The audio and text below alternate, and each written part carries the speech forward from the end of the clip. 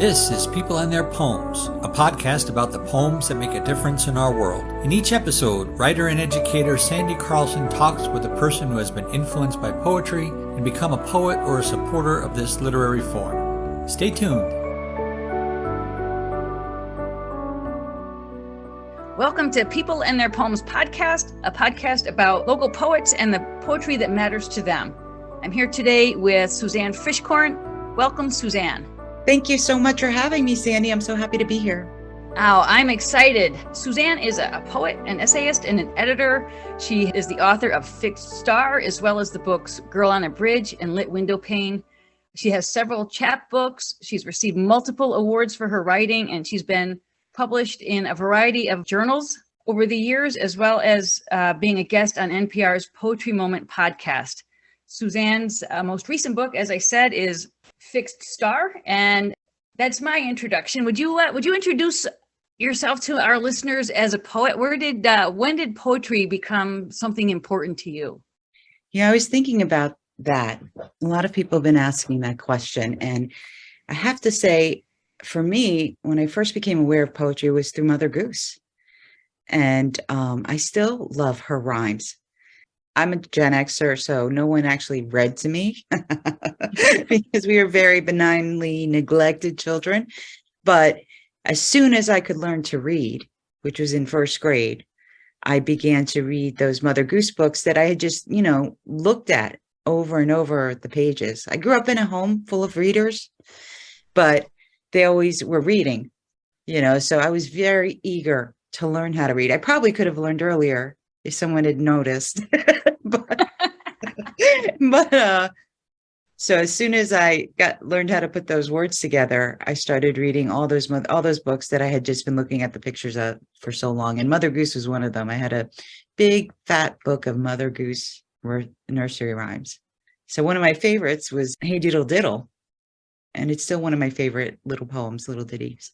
I remember having a small version of those poems with the really soft pastel illustrations and just bringing all of that stuff to life. And, there's that phase when you're getting Mother Goose, that fantasy and the imagined world is real without question. And that the dishes can run away with spoons is not beyond the realm of possibility,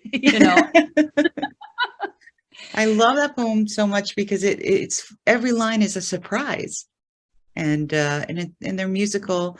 I'm not sure what meter she uses because I'm not well versed in Greek, but I have them all memorized still from all those years ago. So that was the first time that I entered or became acquainted with poetry. And then not for a long time, not till college after that. That's interesting. I think you say the surprising things that come up in those poems and the unlikeliness of what's happening there. It's a great gift to be left alone with that book, and with the illustrated version. Awesome, because the book really, and the rhymes invite you to play with language and to juxtapose unlikely things. And as an English teacher, I see poetry gets shut down as frivolous or extra. It's the almighty paragraph and all of that. But I think kids can tap into that creativity and given permission. Right. They're more open to that, the surprising. Yeah, absolutely. Right? So when did you give yourself permission as a writer to dabble or dig in and take it seriously so that you've really got this incredibly impressive body of work at this point? I actually started writing poetry after college. I had wanted to be, I wrote in high school, but I wrote essays and I wrote for the school paper and I went to college for journalism. And then when I was 23, my brother passed away. He had leukemia and he died. And I started writing to process, and I was writing these poem-like things, but I wasn't really sure, are these poems? Are these not poems? So I bought some craft books. I bought Mary Oliver's Poetry Handbook and a few others. And I started reading more poetry. And I think one of them was Natalie Goldberg's Writing Down the Bones. That was so helpful. That was like a masterclass for someone who hadn't taken creative writing, in college as a journalist, I was, writing for magazines or writing, that kind of thing, those kind of classes. I think it all is the same. I think all the rules are the same, basically. So that was me trying to cope with grief and slowly coming to terms with that, but also growing into loving the art of poetry. When you're not in a program or in an MFA program or anything like that, people aren't guiding you, you don't have a mentor, you don't really know like all the steps to take to become serious. So it took a little bit longer. I think it took till the end of my 20s before I really started taking it very seriously. I'm glad of that though, because it also gave me a lot of time to play and do things I probably wouldn't have done if I had been guided more. I have actually 2 copies of Mary Oliver's poetry handbook, and it's because whenever I'm at a book fair or I see it, I grab it because it's just such a great, generous text that assumes that, of course, you can write poetry. And you're right. It's very generous, right? She really covers a lot in that little book. And she doesn't lay the Greek on you, right? So, right. Get so confused by the Greek. Even now, I still do. It's amazing. And, when I think of, Shakespeare taking on the sonnet when it was, imported from Italy and bringing the iambic pentameter and a rhyme scheme that made sense to him, the moral of the story here, we learn this in high school, or we teach it as high school teachers. I'll speak for myself there. So what does that actually mean? It means you see it for what it is and you make it work for you. Right.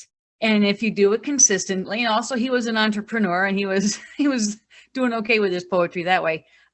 But he gave himself permission to enjoy form and language, but language the way he spoke it, not the way it's spoken in Italy, and not a rhyme scheme that would have been torture. Right. Try to handle and would have made the poem unavailable to his audience. Right. Which was the people around him, And I find in reading your poems from Fixed Star that you do that too, that there's a form and structure, there are different varieties of form to explore your topic. Can you tell us a little bit more about Fixed Star and where these poems came from in you? A little background. My father was a captain in the Cuban Revolution, and he met my mother while he was transporting arms for Fidel Castro in Brownsville, Texas, which is a border town. After the revolution, Castro kind of pulled a fast one on the revolutionaries who thought they were fighting for democracy and freedom, and became a dictator, like very quickly, like right away. And immediately he started his firing squads. And he also got very paranoid and was shooting people for no reason, people that had fought in the revolution. And one of the stories I had learned was that my father was having coffee with someone on Tuesday, and the next thing he heard, his friend was on the firing squad. So my mother and father left Cuba, took a plane. He was still very well regarded, so he was able to leave on a plane. In fact, the guard at the airport was like, "Oh, I know you. You go ahead. You're a good guy. You're one of the good ones. You go ahead." And they went to New York. The consequence of this is that he ultimately became a citizen and all that, and brought most of his family over. But it was super painful for him to speak of Cuba. And although Spanish was my first language, because I was born in Hialeah, Florida, when I went to school, they were saying, her English is so bad, you can't speak Spanish at home anymore. This is when it was like English only back then. Right. While my parents remained bilingual, I didn't. So I lost my first language. And that was, as a poet and a writer who cares so much about language, that was a big loss. I would love to be able to translate. One of the biggest griefs in this book for me is that even if I became, fluent in Castilian Spanish, it's not the Cuban dialect. It's not their slang. It's not, their idioms. So that was a big loss. this is a long way of saying that this was me trying to learn more about my heritage. All those stories you hear as children about your ancestors and where they come from, and all those things that kind of tell you who you are, I didn't have. So I had to go and look and do some research and make some things up, fill in the holes. I learned a lot, though. I learned a lot about Cuba's history, the United States history with Cuba, a lot about Spain.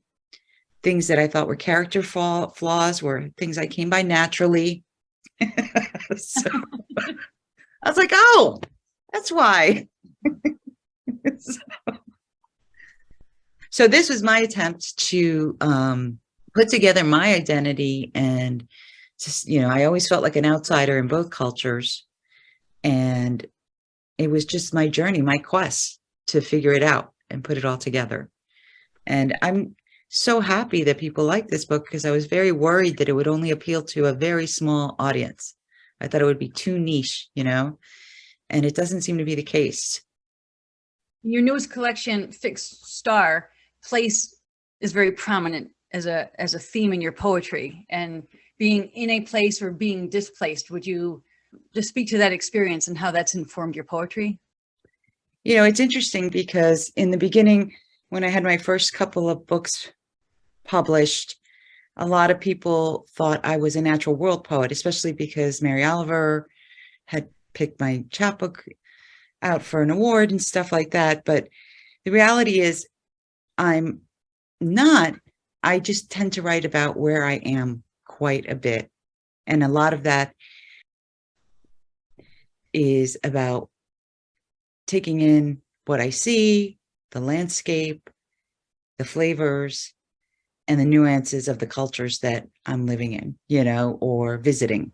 So it tends to figure, I've decided that I'm kind of a poet of place. There's writers of place, and I think I'm one of them. Just in my own professional background, I was recently certified as a TESOL teacher, and the new trend is what's called additive bilingualism, to encourage speaking the home language at home and nurturing that while learning that second or other language in the school environment. And I'm so glad things have moved in that direction. And I think not a niche book. I think this should be required reading for educators to understand the brutality, really, of cutting somebody off from their language. We have this recent news story as the president of Harvard is talking about how her students couldn't read historical documents because they can't read script because it's like another language. It's the same thing. It's analogous. So you cut yourself off from your history, or it's fragmented in some way. And, you think about it, that has been a tool of conquering nations forever, to crush a language and Yes. to crush identity. They did it in Ireland, right? Right. And right now, with the Russians are attempting to eradicate Ukrainian, the whole Carol of the Bells story and how that traveled the world to promote the culture. And then they lost track of that being their song because of all these attempts at language and culture eradication. It hurts me. It makes me very emotional. It really does. And I called that when they stopped teaching cursive in school, because I have children. I was very fortunate that my children went to Catholic school in the early years, where they do teach cursive. But I knew that was going to happen. And I mark my words, they're going to be charging in college classes on how to read cursive, so that people can read all the documents that were written before. Yeah, and the short-sightedness of that. And there are all the studies out now about how handwriting and writing notes by hand, and the brain is processing things in a different way. And so the analog of language and a way to process experience, what you're talking about with idioms and dialects and slang, all these things are part of who we are, which speaks to the importance of place. One of the poems that really stuck with me, helped me with the title, was about driving up from Florida to the Poconos. Yes. And finding people who spoke Spanish at the hotels in the Poconos, and how little of the reality of being and being Cuban was left by the time you got to the mountains of It Pennsylvania. really was. And I was only about 5 when we moved to the Poconos. This is a very important book, Suzanne, I have to say. Thank you so much, Cindy. So we talked about Mother Goose. Are there other poets that you think are that are important to you, that speak to you as artists or as just a human being? Theodore Retke wrote my Papa's Waltz. And that one was the first time I realized that you could write about someone with boozy breath, and I could see myself in that poem dancing on my father's feet or something. In fact, I feel like, well, that's a difficult poem. At the end, his dad carries him and puts him to bed, which I thought was very sweet. So that was one that touched me, and it made me realize what else poetry could do. You could write about things like that instead of just, idols or Shakespearean sonnets or my Bonnie Lass or in the springtime, right? But the poem, I Could Not Stop for Death, was the first poem that I was able to unlock and see how it was done. Same thing with Blake's Tiger. The one poem that speaks to me, and I think really speaks to my work and my kind of artistic philosophy, is Poppies by Mary Oliver. Oh, wow. I was looking at it today and I read it and I was so incredibly moved all over again by that. Do you want me to read it for you? That would be tremendous. Thank you. Hey, let's do it. Poppies. The poppies send up their orange flares, swaying in the wind. Their congregations are a levitation of bright dust, of thin and lacy leaves. There isn't a place in this world that doesn't sooner or later drown in the indigos of darkness. But for now, for a while, the roughage shines like a miracle as it floats above everything with its yellow hair. Of course, nothing stops the cold, black, curved blade from hooking forward. Of course, loss is the great lesson. But I also say this, that light is an invitation to happiness, and that happiness, when it's done right, is a kind of holiness, palpable and redemptive. Inside the bright fields, touched by their rough and spongy gold, I am washed and washed in the river of earthly delight. And what are you going to do? What can you do about it? Deep blue night. I think every one of Mary Oliver's poems is life deeply lived, and that invitation to happiness. For me, that poem, it's about death, of course, and living, but it also, for someone who has survived a lot of trauma and loss, it's almost like a call to celebrate and still, capture the beauty of the natural world, and, tell the darkness, which, whether that be night or whether that be depression or sadness, there's nothing you can do about it. You can't stop this right now. This is what I'm doing. That's been one of my favorite poems for so many years. And every time I read it, it still moves me. Sometimes after a while, when you read a poem so many times, there's something about that poem that really speaks to me very deeply, really resonant. I mean, this idea that you will endure. There's more to do. There's more living. And I'm going to enjoy it. Can you just tell us about some of your writing experience? How has your poetry affected the people around you, and who is your audience right now? Well, mostly my audience is other poets, and I'm fine with that. I know it's a very small, subculture of our community. I've given up on trying to share it with people who are not interested in poetry. It takes a little wind out of your sails when you try to share something with someone who They don't know the difference. They don't get it. So I've come to realize that it doesn't matter, right? Right. If my best friend understands poetry or not. I have other friends. I have writing friends who understand, and they celebrate with me and they're happy for me. Or they, are writing the work that sustains me.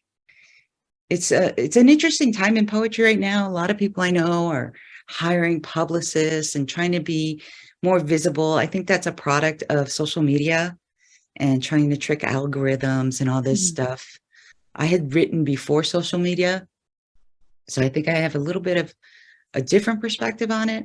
I mean, you want to support your book, you want it to be visible, you want to make your publisher happy. I'm very lucky. I don't have any kind of pressure from my publisher to sell books. But I think people are losing sight of the fact that in America, people don't, after college, they don't read. I can't imagine trying to convince someone to read high art, if they're not interested. So I don't try to reach that market. I'm not interested in selling. I think I kind of like that it's not that sellable because I feel like there's a lot more freedom. It's one of the places that people are doing this because they love it, because they believe in poetry. The publishers are publishing it because they love poetry, and it makes me happy when I think about all the little people editing and publishing and writing just for the love of it and keeping the art alive. It is really amazing. Our here in Woodbury, the public library last fall had done a local authors day, and the novelist Nan Rossiter came, and she was our keynote speaker. And on one of the panels, she was talking about how, you don't come up with a book proposal and bring that to the publisher. The publishers want a brand. They want to know, what are your products? And I thought, oof, I wouldn't want to have to write like that.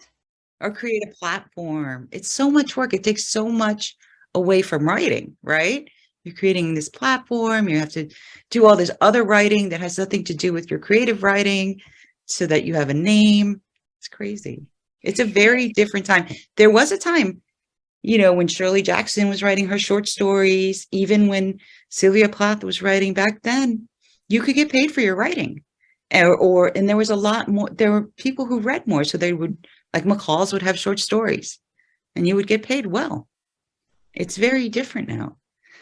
And I don't know if it's the shorter attention span with the social, I don't know if that ties into social media as well, or all the great television that is streaming in our homes now that are more interested in being active and being outdoors, right?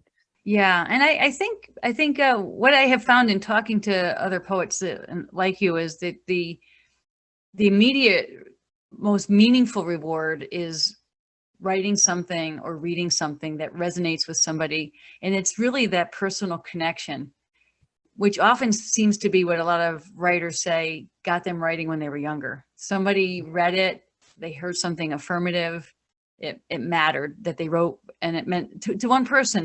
Nobody has ever said, well, my first poem reached 10,000 people. And I knew I was destined for greatness. That was the family member, the school teacher, the Right. buddy at school. And it really is enough. Some people have their craft beers, other people have their sourdough bread. We've got our poems. And I agree. and I know. So how does a person interested in poetry find that audience? What are some of the things you do to connect with other poets? Well, a little track back. I think you're right that one of the reasons I became a writer was because my teachers, it was the only time I ever got praised in high school, or I even won an award in high school for an essay. And I've had those experiences. People have written me. I had this poem about giving birth, and it was like an induced birth. I was talking about the Pitocin and everything, and some woman was like, wrote to me and told me how much it meant to her, that she'd never seen that before, things like that. So that's exciting. I don't get that as much anymore, but sometimes someone will write and say something nice. I think publishing is how that happened, though. And, some of those things in the early days of online publishing, around the early aughts, they used to put your email address with your poem, so people could write to you if they wanted to find you. And it was such a more gift economy then. They used to also link to other journals. You don't see that much anymore. You see a lot of people reading their poems, and all of a sudden everybody wants a biopic. It reminds me of the little stapled zero, the mimeograph zines that used to be around. That's what those journals remind me of now. Everything's so sleek now, Yeah. So publishing is one way to get your work out there and get feedback. Going to open mics. That's, I started reading when I wasn't sure I was writing poems, I went to an open mic and learned that I was writing poems from the feedback I got from the other writers.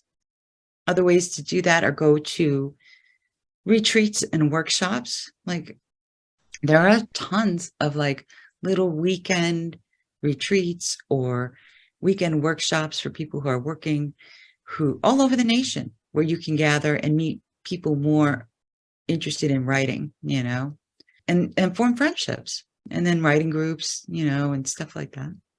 Since the pandemic, been involved with more online open mics on Zoom. Mm-hmm. And it's really interesting to know people through their poetry, what's interesting is you're in the safety of your home. You're also wearing your heart on your sleeve. Right. So you kind of get, it's the best possible scenario for somebody like me. I mean, that's awesome. I don't I can click end at any time if it gets too much, but it doesn't turn into that because people are so generous. Nobody is showing up to tear you apart. They want to hear your poem and want to hear how things are getting written and what are the concerns. It's just, I think, a tremendous source of hope, that there are a lot of poets out there, and they might have their little book or their blog or their website or their little Instagram feed where they're putting their poems. And I say little because it's physically little. Right. And that's really great that people are thinking about language and that there's so much of it. Yes. We're living we're just living at a time where people need to think about their words more. So good for us. Absolutely. Right? It's fascinating to me. I think the internet really also revolutionized. I remember the old guard was really worried about the internet ruining poetry, the gatekeepers and all that, but I think it just made it expand. There's room for everyone, and there's room for all different schools of poetry. I think it's incredibly exciting to see how it keeps expanding and how there's a place for you. And I don't think there's many arts where that is true, where that you're that welcomed and treated gently. Yeah. Did you ever see the movie Whiplash? I have not. Oh, well, it's about the world of music, and at a music school where the instructor is a very famous guy, and he just absolutely emotionally batters his musicians until they're just basket cases in the end, and I think we can build each other up by identifying what works in a poem or what we hear that resonates with us, and the cream will rise to the top, right. and we can respond to positive feedback. I think we're wired to fixate on the problem. But as your Mary Oliver poem Poppies points out, we can get through the problem to the other side. There's beauty to focus on too, and life worth living. Yeah. Absolutely. Suzanne, would you read from a poem or two of yours so that our listeners can hear your poetic voice? Sure. Which do you want me to read? I think I'm going to read one that I've never read out before. Okay, great. Okay. Cool. Should I tell you a little bit about it first? Yeah, sure. So my husband and I had a big fancy reading that I got paid a lot of money for. And my husband and I went for a weekend in Miami, and we stayed at the Biltmore. And it was, it was around the time I was doing the research for the books. It was kind of like to kill two birds with one stone. It was the first time we'd been away together alone since our honeymoon. And it was the first time I'd been back to Miami since I had left. Oh boy. So this is what happened. Pool. Desire, your name is Miami, stirred with a snip of sugarcane, crushed mint, Bacardi, and sunning yourself by the Biltmore pool. No, Miami. I sip mojitos while I am stroked by the eyes of the cabana boy. He is heady with a cocktail of bikini and tropical oil. You know how when you go to Little Italy, it's all Chinese now? That's how Little Havana is, but with South Americans. We decided to skip it and drink mojitos by the pool. Cubans? They're everywhere, says the concierge, with a Cuban wave of his hand. Maybe you'll see some signs of Spanish writing. We drank mojitos by the side of the pool while I was desired and realized I don't desire you, Miami. Miami, you are not what I recalled, yet only within you do I feel desired. Thank you. Wow. Wow. That's profound. The whole notion of place and the tension between belonging and not belonging and identity being linked to that. Wow, Suzanne. So I'm speechless on this side of the screen for the benefits of our listeners. Oh, you're the best audience. You're my favorite now. That was beautiful. The impossibilities that make up life sometimes, you know? Well, thank you for that. You're welcome. Want to read us another one? Sure, if you want me to. That'd be great. I'll read this one. This one was when I was traveling through Spain, and it's called Jasper. Oleander divides the highway like a rill. Its blossoms spill their wan scent. We pass sunflower fields scorched by government light, and power line poles wearing large brown hats. No, not hats, stork nests. Listen to wind cut by wing. The way to Cordoba, mi hijo, is to follow the silver leaf of an olive tree as it drifts and loops along arid soil. First go to the sea, its bed of soft stones and alchemy for sorrow, its salt like baptism. Here sunshine sends you to bed, pink oleander whisper the formula for everlasting life, and hope is forever caught in the almond tree. Jasper's opaque hues stain your skin. It's the myth you carry home. Thank you. Wow. Thank you. I'll be back next week to read you more. Okay. And just for our listeners, we'll post a link to your website so people can learn more about you and your work online. And there'll be a link to your page on Amazon to make it very easy for people to get your... Thank you. Thank you so much for this conversation today, Suzanne. I'm very grateful. Thank you, Sandy. I had a wonderful time. Thanks for inviting me. This has been People and Their Poems, a podcast about the poems that make a difference in our world. Be sure to check the show notes for any special links relating to this episode. If you want to learn more about the podcast, visit peopleandtheirpoems.net. Or if you want to learn more about Sandy and her work, visit sandycarlson.net. Thanks for listening.